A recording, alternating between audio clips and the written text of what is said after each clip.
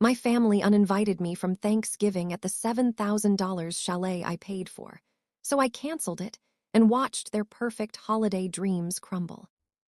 Imagine booking a luxurious $7,000 chalet for the ultimate family Thanksgiving getaway. Snow-capped mountains, roaring fireplaces, gourmet feasts, all on your dime. Now picture the gut punch. Your own blood uninvites you, claiming it's their holiday now. But what if I told you I didn't just walk away? I yanked the rug out from under them, canceling everything and savoring every frantic call as their picture-perfect dreams shattered into icy chaos. Stick around. You won't believe how sweet revenge tastes when served cold on a holiday platter. Hey, store lover. Welcome to the Narrative Hub, Reddit Stories. Believe me, this adventure gets wild, but it's only epic with you. Seriously, you make this possible. Want more stories? Greater adventure? Smash subscribe right now. Smash like. Comment below. Let's go. Let's be clear from the start. I've always been the fixer, the planner, the one who smooths over the cracks in our family with a well-timed gift or a generous gesture. My name is Lisa Perez, and for as long as I can remember, my role in the family has been the dependable, successful daughter who made sure everyone else was comfortable. My older sister, Jennifer, and her husband, James, have built their lives on a foundation I helped lay, though they'd never admit it. A down payment here, a loan for a new car there. It was always easier to just write the check than to deal with the guilt trips. My parents, John and Patricia, called it keeping the peace. I was beginning to realize it was just buying their affection. This year, I wanted something different. Not peace, but connection. The past few holidays had been strained, clipped conversations over dry turkey and lukewarm gravy. We were drifting, becoming a collection of strangers who just happened to share a bloodline. I saw a way to fix it. An advertisement popped up on my screen one evening. The Aspen Crest Chalet, where family memories are forged in fire and ice. It was perfect. A sprawling 5-bedroom log cabin nestled in the mountains, with a river rock fireplace, a gourmet kitchen, a hot tub overlooking a snowy valley. The works. It was an obscene amount of money for a 4-day weekend. $7,000, but I didn't hesitate. I pictured us all there, my parents, Jennifer and James with their 2 kids, my cousins Kimberly and Robert, laughing, playing board games, sipping hot cocoa. I imagined us finally talking, truly talking for the first time in years. This gesture, I thought, was so big, so undeniably generous, that it would have to work.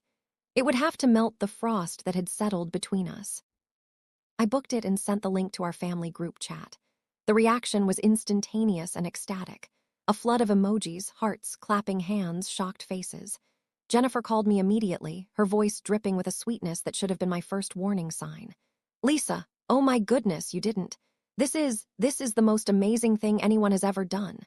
James was on the speakerphone, chiming in. "Way to go, Lisa. We are going to have the best Thanksgiving ever." For a few days, it felt like my plan was working. The group chat, usually a ghost town, was buzzing with activity. They were planning menus, deciding which ugly holiday sweaters to pack, arguing over who would get the master bedroom with the jacuzzi tub.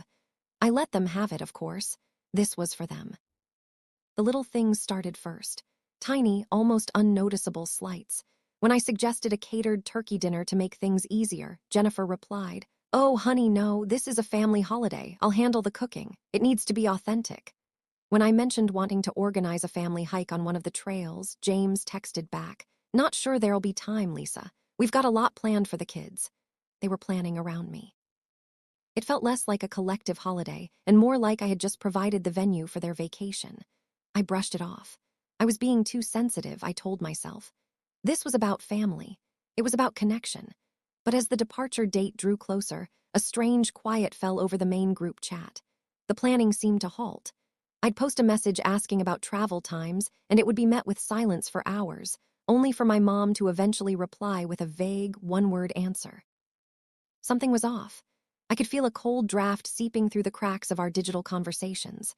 I was being managed, handled. I now know that while I was picking out snow boots, they were sharpening their knives.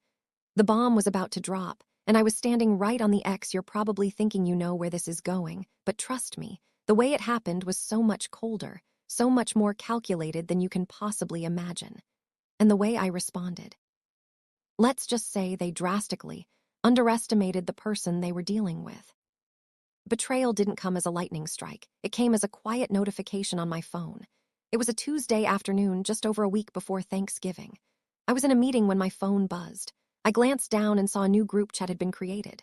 The name was Thanksgiving Planning Final.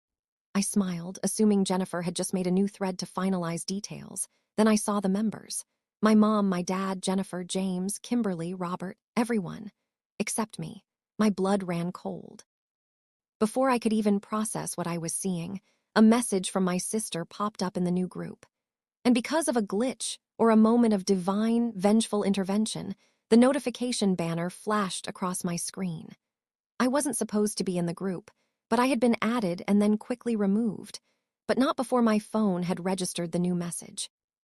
Jennifer's message read, "Okay, everyone, she's out of the loop now. We need to finalize the plan for telling her. James thinks we should just be direct. Mom, I think your idea is better. We'll make it about her work, tell her she seems too stressed." I stared at the screen, my heart pounding in my ears, the voices in my meeting fatting into a dull roar. It wasn't a mistake. It was a conspiracy. I swiped open the phone, my thumb shaking. I had been removed, but the preview of the chat was still visible. My cousin Kimberly replied, "Are you sure? It was a lot of money." James shot back instantly. "It's done. She can afford it. Besides, she always makes these things so intense. It'll be more relaxing this way." But it was my mother's text that truly shattered me. Patricia, the woman I called for advice, the woman I took on vacation every year, wrote, "Jennifer is right. It's for the best. Lisa needs to learn that she can't just buy her way into every family memory. We'll have a much more peaceful time without her."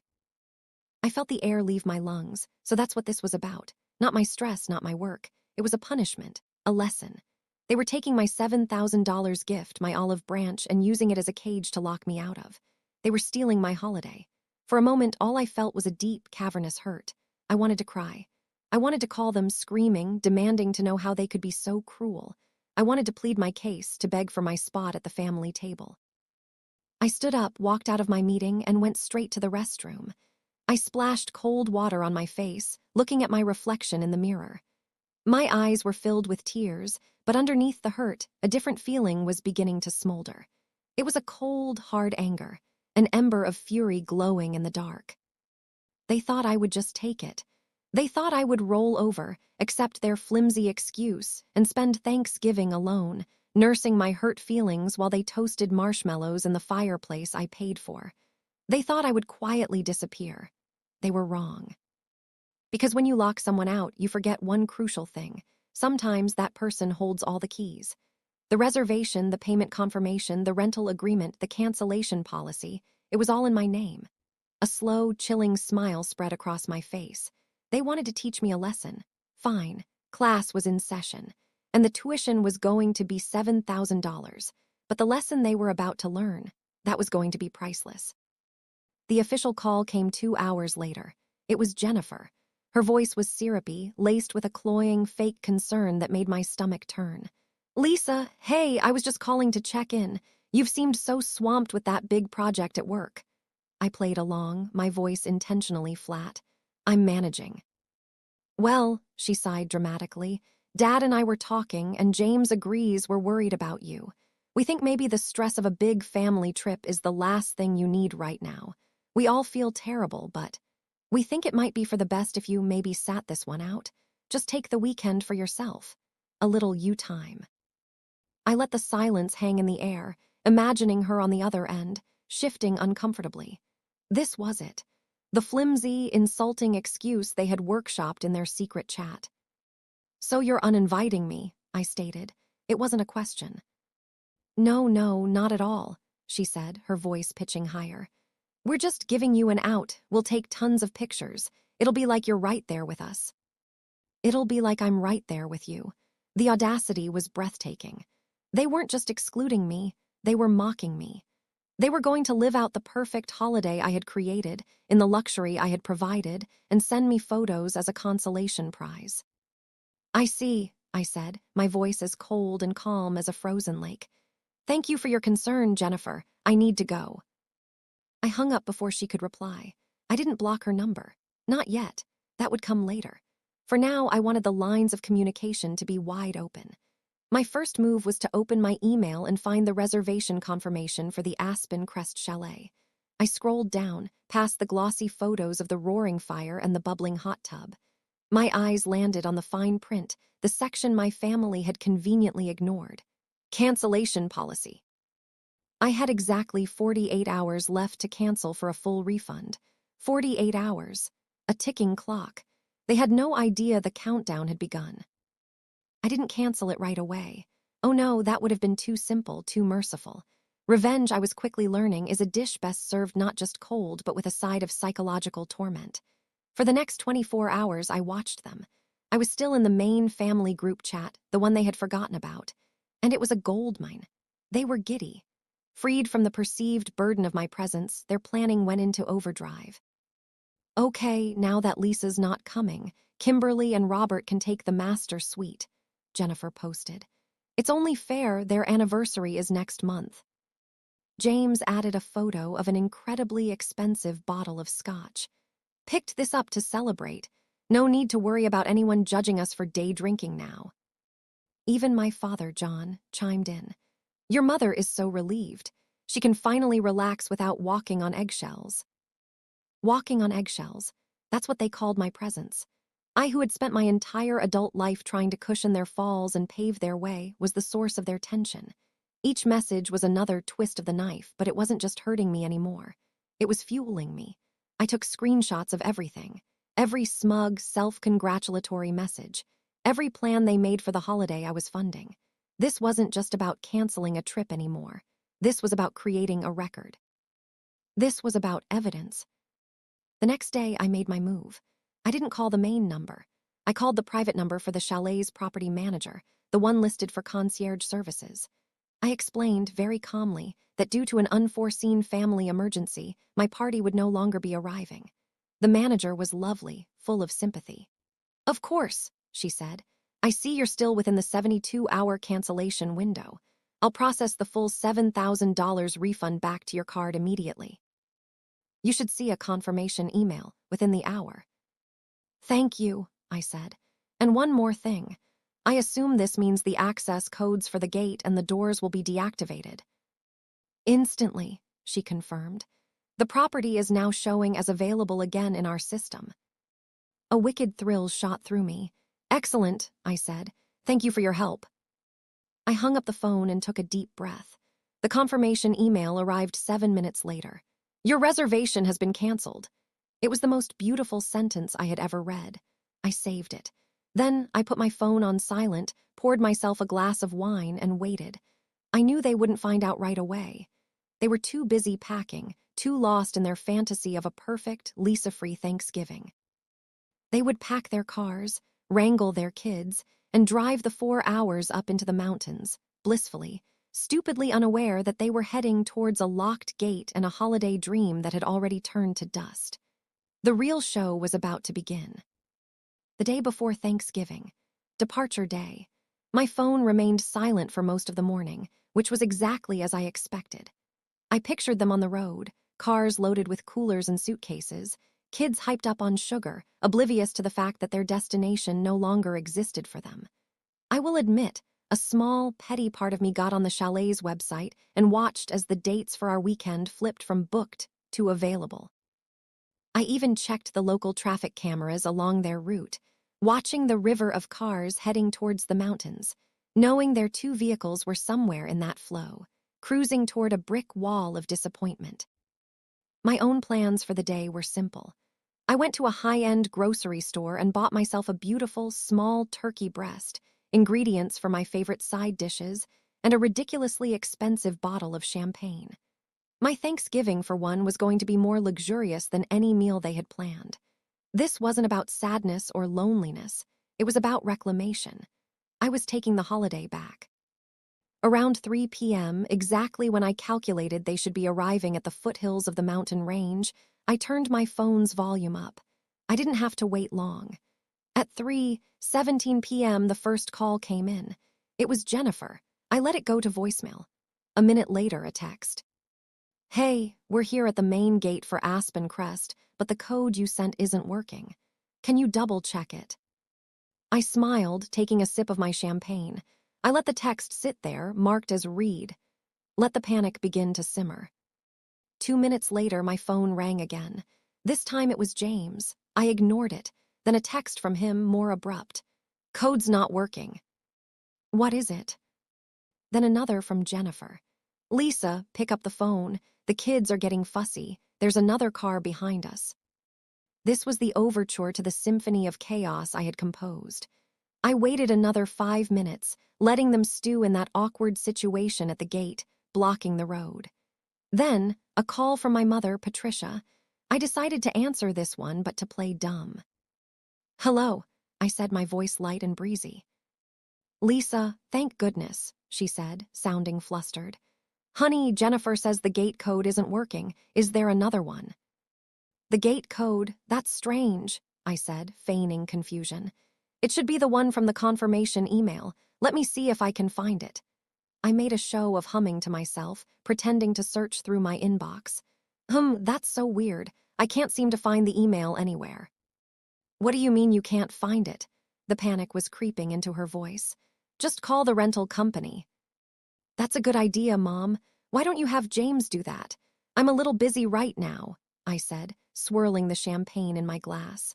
I could hear James in the background, his voice a low growl of frustration. I hung up. I knew what would happen next.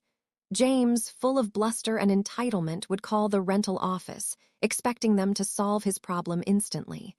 And he would be told, quite simply, that there was no reservation under his name, or Jennifer's name, or anyone's name in their party.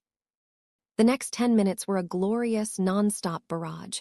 Missed calls from Jennifer, James, my father, Kimberly. Voicemails started piling up. The texts turned from confused to angry. From Jennifer, Lisa, answer your phone. This isn't funny. From James, I swear if you're pulling some kind of stunt, you're going to regret it. The rental office says we don't have a reservation. And then the one that made it all worth it. A text from my mom. Lisa Marie Perez, you call me back this instant. What did you do? The full name, the final boss of parental anger. I decided it was time for the grand reveal. I didn't call them back. Instead, I went to the old family group chat, the one with everyone in it. I took the screenshots I had saved, of them planning to exclude me, of them mocking me, of them deciding how to lie to my face, and I posted them, one by one, without a single word of commentary. Then I typed out my one, and only explanation. When you decide someone isn't family enough for the Thanksgiving they planned and paid for, you also decide they aren't wallet enough to fund it. The trip was canceled. The $7,000 has been refunded to my account. I'm sure there's a motel down the mountain with a vacancy. Have a wonderful holiday. I hit send, and then, for the first time in my life, I blocked every single one of them. My sister, my brother-in-law, my mother, my father, my cousins, all of them. Gone. The ensuing silence on my phone was the most peaceful sound I had ever heard. I could picture the scene perfectly. All of them, stranded in their cars at the base of a mountain, staring at their phones, the ugly truth of their actions laid bare for all to see. Their perfect holiday had imploded before it even began. Their feast had turned to famine, and I was at home, completely at peace, about to roast a turkey just for me. The revenge wasn't just sweet, it was exquisite. My Thanksgiving was, for the first time in years, utterly tranquil. I roasted the turkey breast to perfection, made garlic mashed potatoes, sautéed green beans with almonds, and opened a bottle of wine that cost more than their entire Thanksgiving grocery list probably would have. I put on my favorite music, lit some candles, and ate my meal in blissful silence. There were no passive-aggressive comments about my career, no backhanded compliments from Jennifer, no entitled demands from James. There was just me, my delicious food, and the deep, profound satisfaction of having reclaimed my own peace. But I knew the storm wasn't over. It was just a temporary ceasefire I had created by blocking them. The fallout, I suspected, would be epic, and I was right. On Friday morning, I decided to unblock them.